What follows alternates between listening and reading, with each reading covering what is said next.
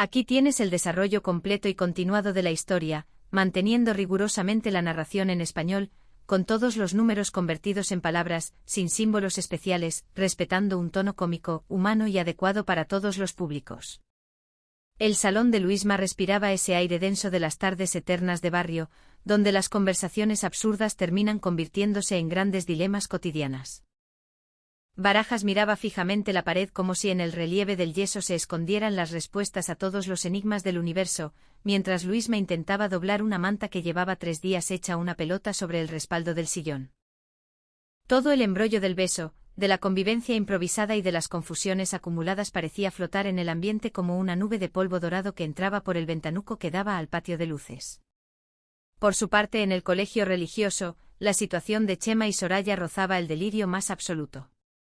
Frente a ellos, el anciano padre Lorenzo reposaba en su silla de ruedas con una expresión de infinita paz, totalmente ajeno al teatro que se estaba montando a su alrededor. La madre superiora observaba a Chema con unos ojos llenos de devoción y exigencia moral, esperando que el antiguo y presunto seminarista pródigo entonara alguna alabanza o rememorara los viejos tiempos de disciplina eclesiástica. Chema tragaba saliva con tanta fuerza que el ruido parecía resonar en los altos techos de la capilla. Soraya, a su lado, apretaba los labios y ponía una sonrisa angelical que apenas lograba disimular el temblor de sus rodillas, mientras Aidita miraba las vidrieras de colores pensando en qué momento exacto servirían la merienda prometida en el folleto de bienvenida. La monja juntó las manos con fervor y animó a Chema a dedicar unas palabras sentidas al venerable anciano. Chema, viéndose acorralado y sin escapatoria posible, comenzó a improvisar un discurso sobre la bondad, el trabajo comunitario y la importancia de compartir el pan con los vecinos. Utilizando metáforas tan enrevesadas sobre huertos y rebaños que hasta la propia madre superiora empezó a pestañear con cierto desconcierto. Soraya asentía a cada frase con un entusiasmo desmedido, pellizcando disimuladamente la chaqueta de Chema para indicarle que no se extendiera demasiado y que cerrara la faena antes de meter la pata de forma irreversible. Mientras tanto, en la terraza del bar de Mauricio, la tensión por la cabra Bernarda continuaba marcando el ritmo de la tarde. Los vecinos iban y venían, esquivando las miradas nerviosas de Jonathan y la abuela Eugenia, que intentaban disimular como si jamás en la vida hubieran visto a un animal con cuernos en las inmediaciones del barrio. El dueño del animal, con su porte firme y su orgullo intacto, vigilaba cada rincón esperando que la justicia poética le devolviera a su compañera de fatigas musicales.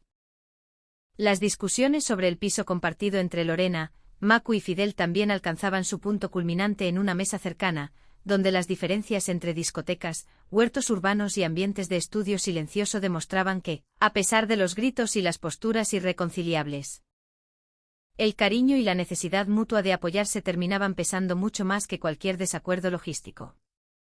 De vuelta a la vivienda de Luisma, la gran revelación sobre la supuesta declaración de amor de Barajas terminó por desmoronarse gracias a la pura torpeza de ambos. Una conversación sincera, cargada de tropiezos verbales y explicaciones a medio terminar, dejó claro que todo había sido producto de una monumental cadena de malentendidos nacida del aburrimiento, la inocencia y una pulsera vieja encontrada en el fondo de un cajón. Barajas solo quería asegurarse de que su mejor amigo no lo dejara tirado en la calle, y Luisma comprendió que su lealtad no corría ningún peligro, sellando la paz con un apretón de manos torpe y la promesa de no volver a inventar teorías psicológicas sobre tortillas ni embutidos.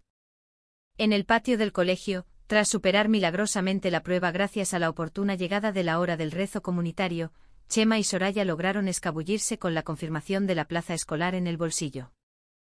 Salieron a la calle respirando aliviados, conscientes de que la verdad siempre era el camino más sencillo, pero celebrando la pequeña victoria cotidiana de haber conseguido un futuro mejor para la niña en medio del caos habitual que definía sus vidas y las de todo el vecindario.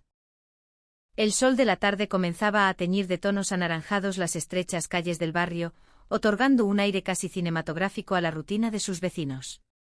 En el interior del bar, la atmósfera seguía cargada de una tensión cómica.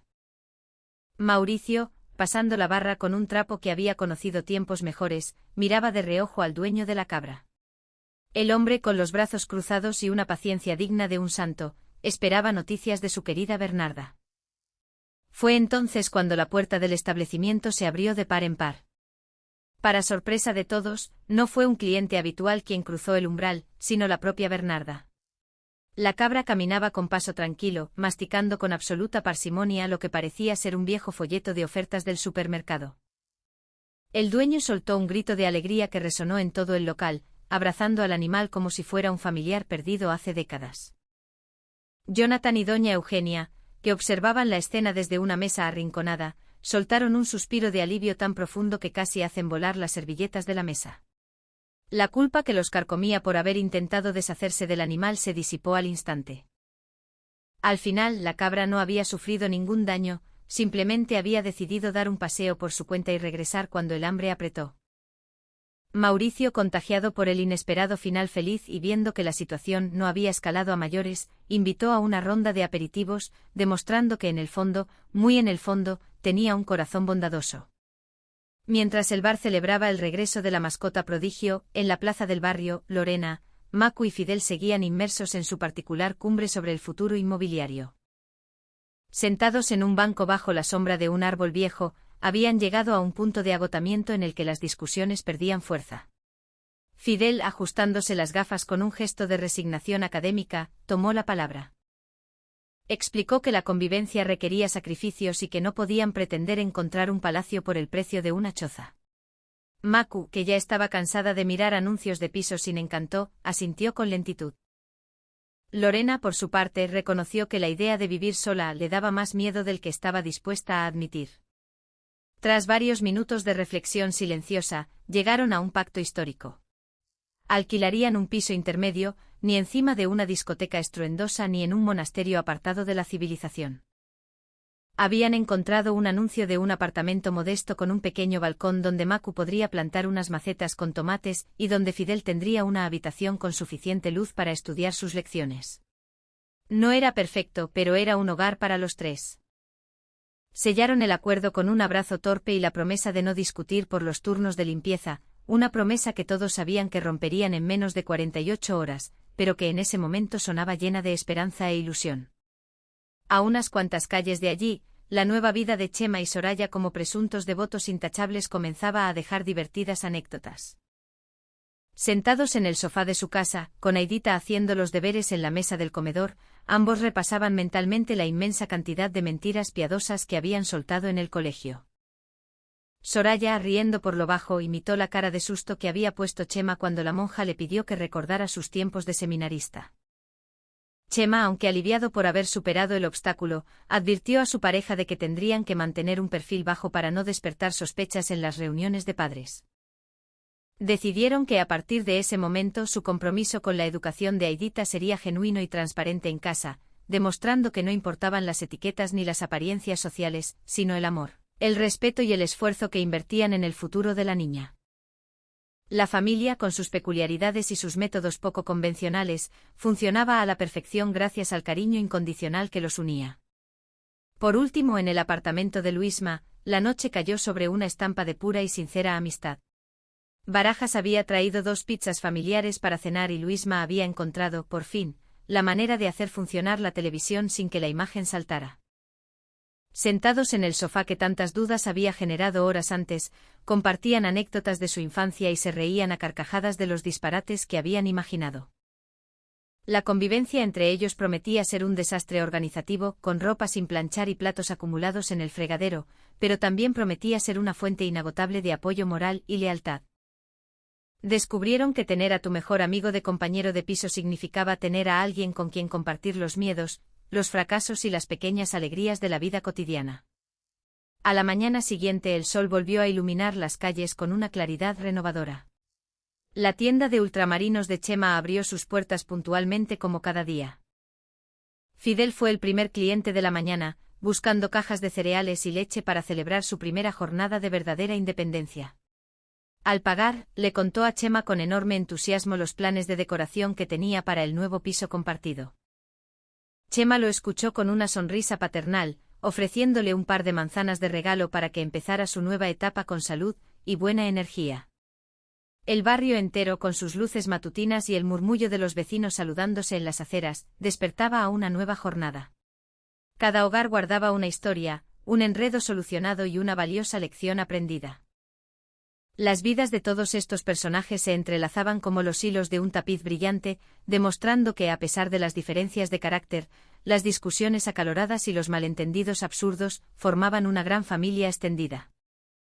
El afecto mutuo, la empatía para comprender al otro y el sentido del humor inquebrantable eran el verdadero motor que hacía girar su mundo, asegurando que el día a día, por muy loco o caótico que se presentara, siempre valdría la pena vivirlo rodeado de la gente que realmente importa.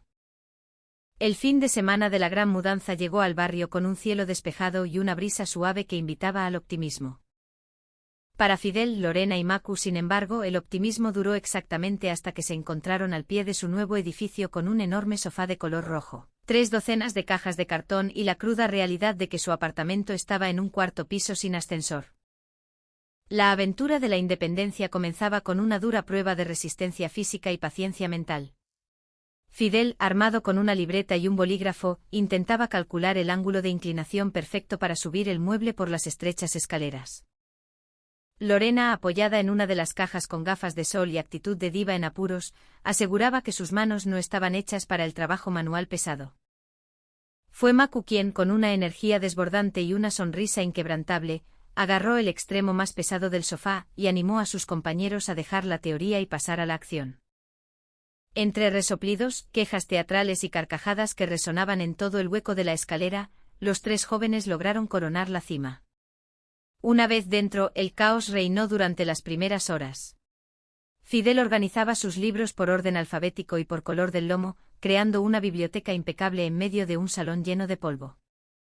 Lorena desplegaba sus vestidos sobre las sillas, intentando decidir qué prendas merecían el escaso espacio del armario principal.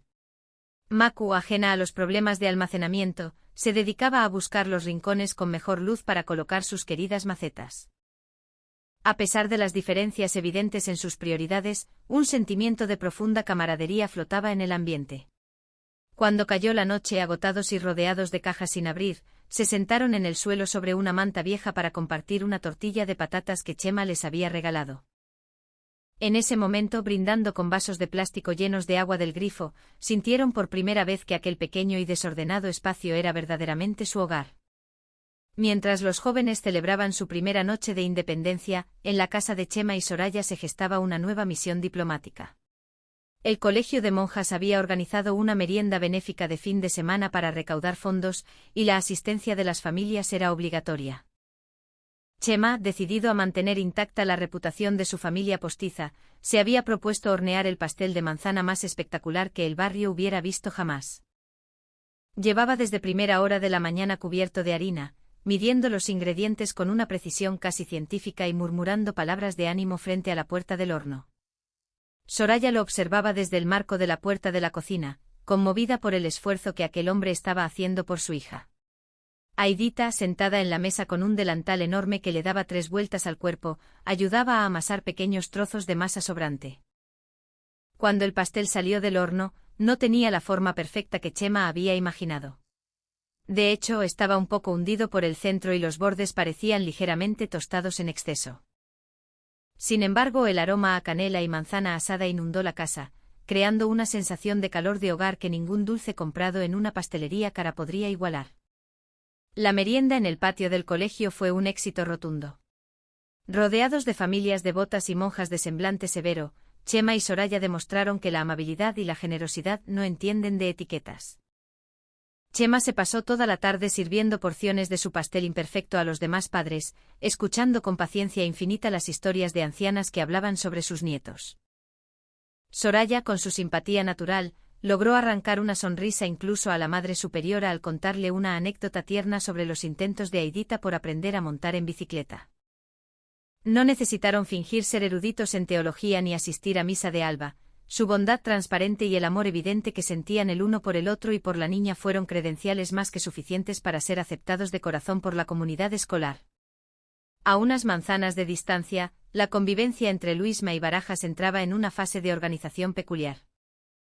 Habiendo superado los malentendidos emocionales de los días anteriores, ambos amigos se dieron cuenta de que, si querían sobrevivir bajo el mismo techo sin destruir el apartamento, necesitaban establecer unas normas básicas. Armados con un rotulador grueso y una cartulina blanca que habían encontrado detrás de un mueble, redactaron la constitución de su hogar. El primer artículo dictaminaba que el último en levantarse del sofá tenía que ir a tirar la basura. El segundo artículo establecía que la última porción de pizza siempre debía ser dividida en partes exactamente iguales, bajo pena de tener que limpiar el baño durante una semana.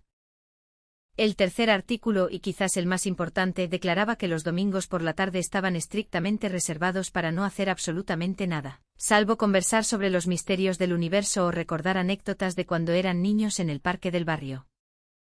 Escribir aquellas reglas se convirtió en un juego que los mantuvo entretenidos durante horas, fortaleciendo aún más ese lazo fraternal que los unía desde hacía tantos años. Descubrieron que el respeto mutuo no requería de grandes discursos ni de formalidades frías, sino de pequeños acuerdos cotidianos que hicieran la vida más fácil y divertida para ambos. El cierre de aquel fin de semana tan ajetreado tuvo lugar, como no podía ser de otra manera, en el bar de Mauricio. Con motivo de la inminente llegada del verano, el propietario había decidido organizar un concurso vecinal de tapas. La terraza estaba a rebosar de gente. El dueño de la cabra Bernarda amenizaba la velada tocando melodías alegres con su teclado, mientras la famosa cabra, convertida ya en la mascota no oficial del barrio, descansaba plácidamente bajo la sombra de un toldo, ignorando por completo el bullicio a su alrededor. Por allí pasaron Fidel, Macu y Lorena, orgullosos de haber sobrevivido a su primera limpieza a fondo del apartamento. Llegaron Chema, Soraya y Aidita, trayendo consigo las sobras del famoso pastel de manzana que terminó siendo devorado por los parroquianos del bar en cuestión de minutos. Y por supuesto hicieron su entrada triunfal Luisma y Barajas, proclamando a los cuatro vientos que su casa era ahora un templo del orden y la pulcritud, una afirmación que provocó carcajadas generalizadas entre los vecinos que los conocían de toda la vida. En medio de aquel ambiente festivo, con el sonido de las risas mezclándose con la música y el tintineo de los vasos, quedaba patente una gran verdad universal. No existían las familias perfectas ni las convivencias exentas de pequeños roces. Los errores, las confusiones y los miedos eran parte inevitable del camino. Sin embargo, cuando se contaba con un entorno que brindaba apoyo sincero, paciencia inagotable y una buena dosis de humor, cualquier obstáculo se transformaba en una anécdota para recordar en el futuro. El barrio, con sus personajes extravagantes y sus rutinas entrañables, era un refugio donde cada persona, sin importar sus peculiaridades, siempre encontraba un lugar al que llamar hogar.